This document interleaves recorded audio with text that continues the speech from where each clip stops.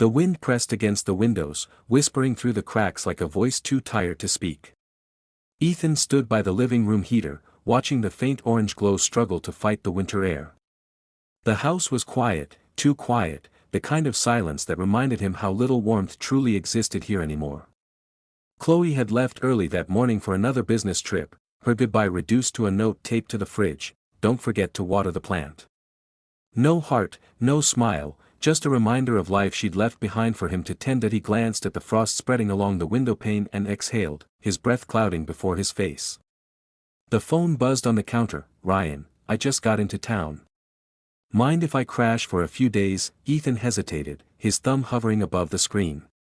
It had been 3 years since Ryan had last visited, 3 years since that easy laugh, those sharp green eyes, and the quiet confidence that always made Ethan feel seen. They had grown up almost like brothers, though never truly family, just two kids tied together by the same neighborhood and the same lonely afternoons. "Sure. Come over whenever you want," Ethan finally typed. By evening, the world outside had turned into a white blur of snow. When Ryan arrived, snowflakes clung to his dark hair, melting down the side of his jacket as he smiled at the doorway. "Still freezing in here," Ryan said, stamping his boots on the mat. Ethan laughed, though the sound barely filled the space. "Some things never change." They moved to the living room, and the air between them felt easy at first, safe, familiar. Ryan spoke about his new job in Boston, his short-lived relationship, the constant travel. Ethan listened quietly, nodding when expected, but inside, every word carved a deeper space between what he wanted to say and what he couldn't. Outside, snow fell thicker. The power flickered once, twice, then vanished entirely. The room dimmed into candlelight. Ethan found 2 old blankets in the hall closet, tossing one across to Ryan. "Well," Ryan said, smirking, "just like old times." They sat near the window, the world outside a blur of white. The candle's flame danced between them, lighting Ryan's face in a way that made it hard for Ethan to look away. He tried to focus on the sound of wind, the faint creak of the floorboards, anything but the growing warmth in his chest that had nothing to do with the blanket. Ryan leaned back, resting his arm against the couch. "You okay?" Ethan hesitated. "Yeah. Just tired, I guess." "Still working with the design firm?" "Yeah," Ethan replied, voice low. "Still pretending it means something?" Ryan's brow lifted slightly. "You don't sound happy." "I'm not unhappy," Ethan said quickly. "It's just, the days blur together. Chloe's busy. I'm busy. We hardly talk anymore." Ryan studied him for a long moment.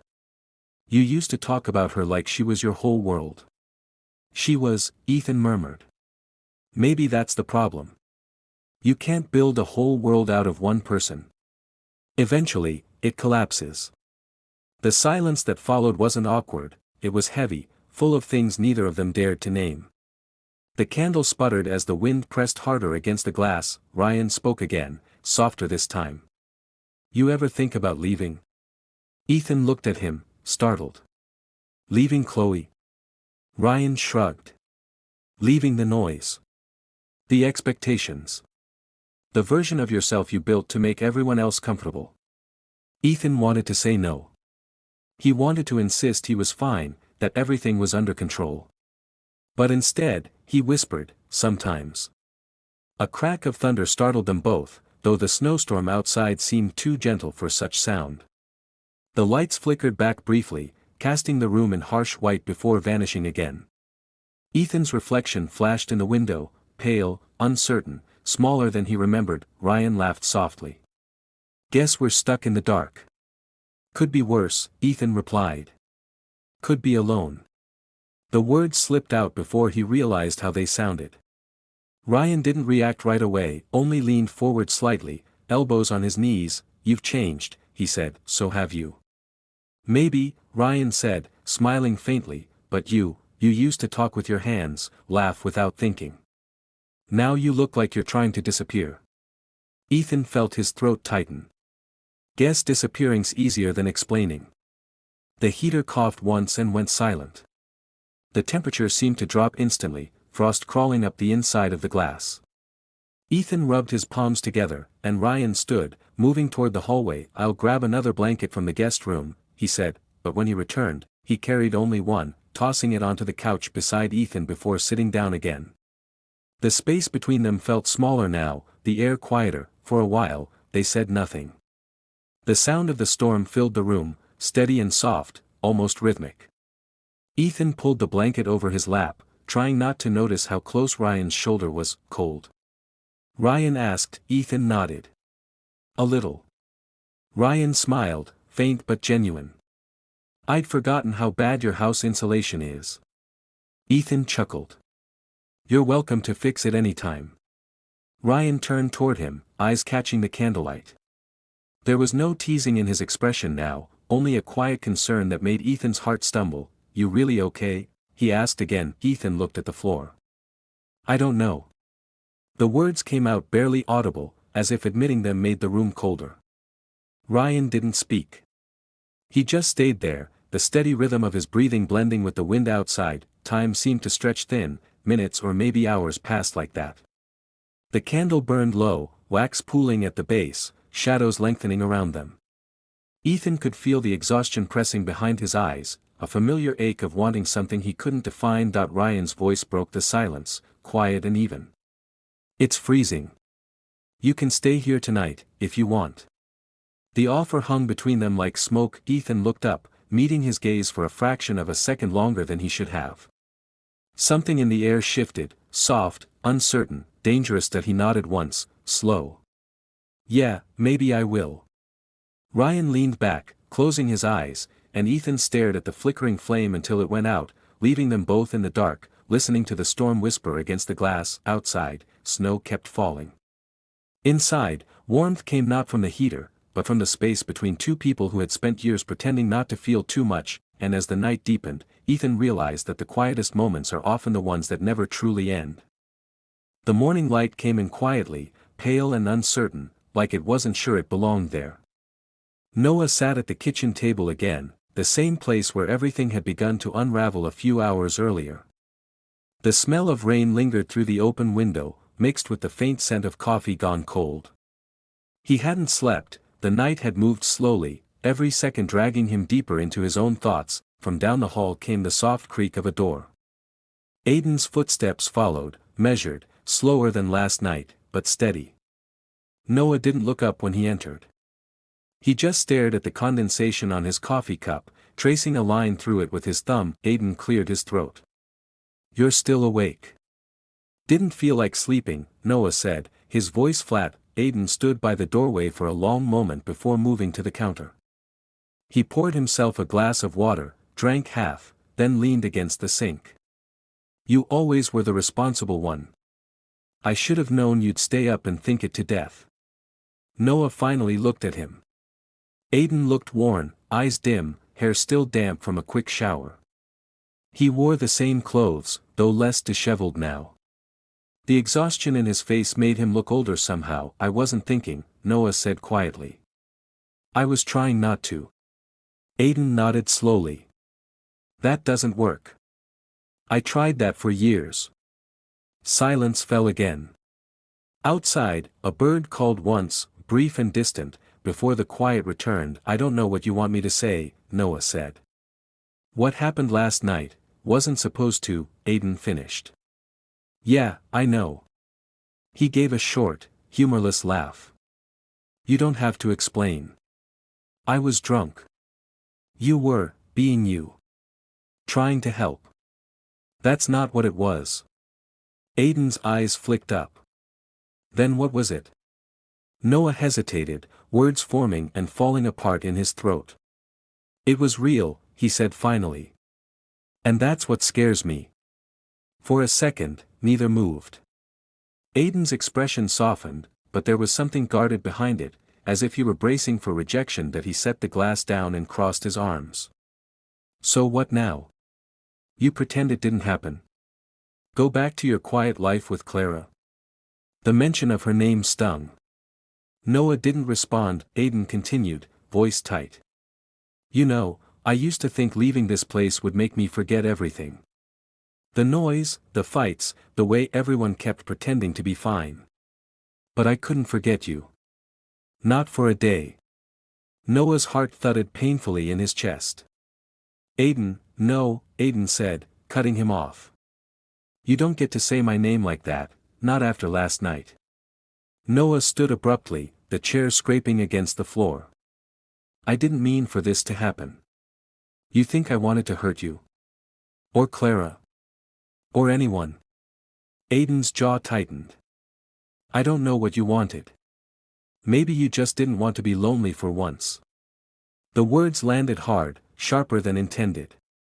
Noah's shoulders slumped, and for a moment, the weight of everything they'd done, everything they couldn't undo, settled between them like fog. Aiden sighed and looked away. Forget it, he murmured. I didn't come back here to start another fight. Then why did you come back? Noah asked, the question slipping out before he could stop it. Aiden didn't answer right away. He stared at the window, watching the last drops of rain slide down the glass. Because I didn't know where else to go, he said finally. And because I thought maybe you'd still care. Noah closed his eyes briefly. I do care. That's the problem. Aiden's voice softened. Then don't say it like it's something to be ashamed of. Noah wanted to believe that, but the guilt had already taken root. Every thought of Clara twisted deeper into him, her messages from last night still unread, her trust still intact. He couldn't stand the thought of how easily he had fractured it. He turned away, gripping the edge of the table. You should leave, Aiden. Aiden blinked, the word striking harder than he expected. Leave. Before Mom and Dad get back. Before this becomes something we can't even look at each other over. Aiden's expression shifted, anger flickering beneath his calm. It already is. Noah met his gaze. Please. For a long moment, Aiden just stood there, breathing shallowly. Then he nodded once. Fine. He walked down the hall without another word. The sound of a zipper, the dull thud of a bag against the floor. Noah stayed where he was, every instinct telling him to go after him, to fix it, to say something, anything, but he couldn't. His throat felt tight, his body heavy. When Aiden reappeared, he was holding his jacket, eyes unreadable. You'll make it easier this way, he said quietly. That's what you're good at, making things easier for everyone else. Noah opened his mouth to reply, but nothing came out. Aiden turned toward the door, hand on the handle. Then he paused, glancing back. You know, I meant what I said last night, he murmured. You were the only one who ever saw me. Even if you pretend not to. And then he was gone. The door clicked shut, soft but final. The silence that followed was suffocating. Noah stood still, listening to the absence of sound, to the echo of Aiden's words replaying in his head. He wanted to chase after him, to undo everything, but the weight of his own choices held him still. He walked to the doorway and looked outside. The driveway was empty again, wet and glistening under a weak sun. A single puddle reflected the gray sky, unsteady, distorted, but honest. Noah sat back down at the table, the coffee now stone cold. He unlocked his phone, staring at Clara's unread messages. Are you okay? I had a weird feeling last night. He typed a reply, deleted it, then set the phone face down. There was no way to explain what couldn't be spoken aloud. The clock ticked softly, the same rhythm as last night, but it sounded different now, like it was marking something that had ended. Noah leaned back, closing his eyes. The memory of Aiden's voice, the warmth of his touch, and the weight of guilt wove together until he couldn't tell one from the other. Outside, the clouds began to clear. Sunlight slipped through the curtains, pale and hesitant, touching the table where two untouched mugs still sat side by side. He looked at them for a long time, then whispered to the empty room, some things you can't fix by forgetting. The light brightened slowly, the house silent except for the fading echo of his words. And somewhere far away, maybe on a road still slick with rain, Aiden was driving toward another kind of quiet neither of them knew how to live with. Noah sat perfectly still, the morning stretching endlessly ahead, and for the first time, he understood that love and regret could live in the same breath, and neither ever truly leaves. The morning began in silence. Not the peaceful kind that came after snowfall, but the sort that followed something unspoken. Ethan woke before dawn, unsure whether he'd slept at all. The house was dim and still, its warmth mechanical and hollow. Down the hall, he could hear Ryan moving, slow, deliberate, like someone trying not to wake the past. Ethan sat on the edge of his bed, elbows on his knees, staring at his hands. His palms felt raw from gripping the edges of his thoughts all night. The words he should have said, "This can't happen, it doesn't mean anything," were just confused, refused to form. Because none of them were true. When he finally stepped into the kitchen, Ryan was already there, a duffel bag by his feet, coffee brewing in the corner. "You're leaving," Ethan said. It wasn't a question. Ryan nodded, eyes fixed on the floor. "Yeah. Got an early train." "You didn't say anything." Ryan half smiled. "Didn't think I should." They stood across from each other, the hum of the coffee maker stretching between them. The night before hadn't broken any laws, but it had broken something else, the quiet illusion that they could go on pretending their feelings were harmless. Ethan tried to sound casual. "You could stay another day. Roads are still bad." Ryan shook his head. "It's not the roads, Ethan." The air shifted. The truth had been there all along, it just needed a name. Ethan looked up, finally meeting his eyes. "Last night, we didn't do anything wrong." Ryan's reply came gently. "Didn't we?" The word struck harder than anger could. Ethan turned away, gripping the counter until his knuckles whitened. "I didn't mean for it to feel real." Ryan finished. Ethan exhaled shakily. He'd built his life on control, steady job, neat home, quiet marriage, but Ryan had stepped into that order like wine through an open door, undoing everything that had seemed permanent. "I'm not blaming you," Ethan said. "It's just, Chloe, my marriage, all of it, it's complicated." Ryan's voice softened. "I know. That's why I'm leaving."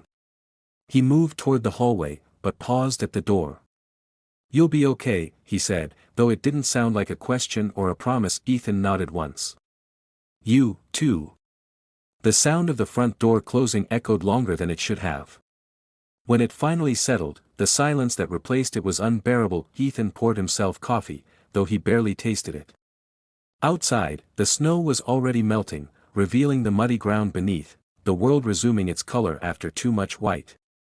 He sat by the window, watching the driveway where Ryan's footprints slowly faded under the thaw. "By noon," Chloe called.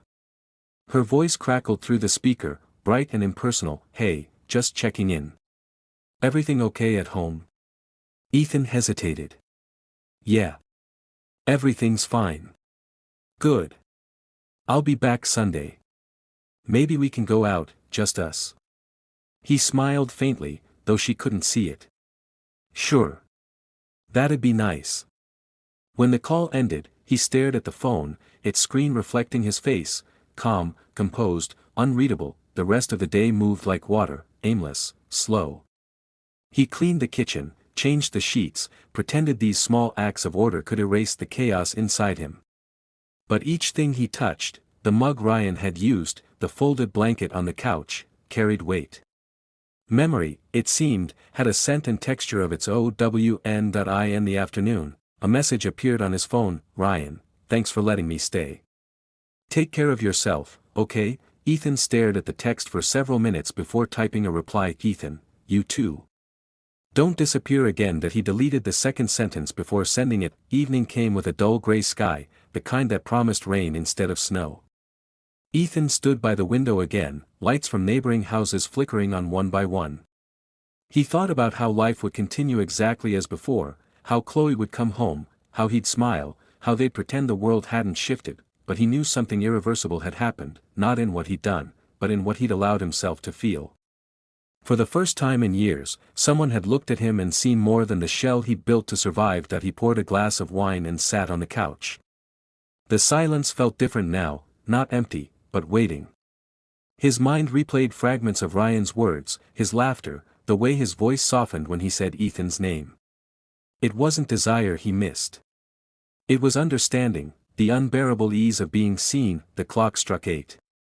He opened his laptop, intending to work, but the screen stayed blank.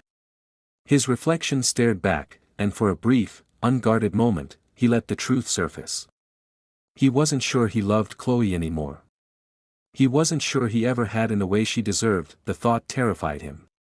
But it also felt honest. Outside, rain began to fall, tapping against the glass like soft applause.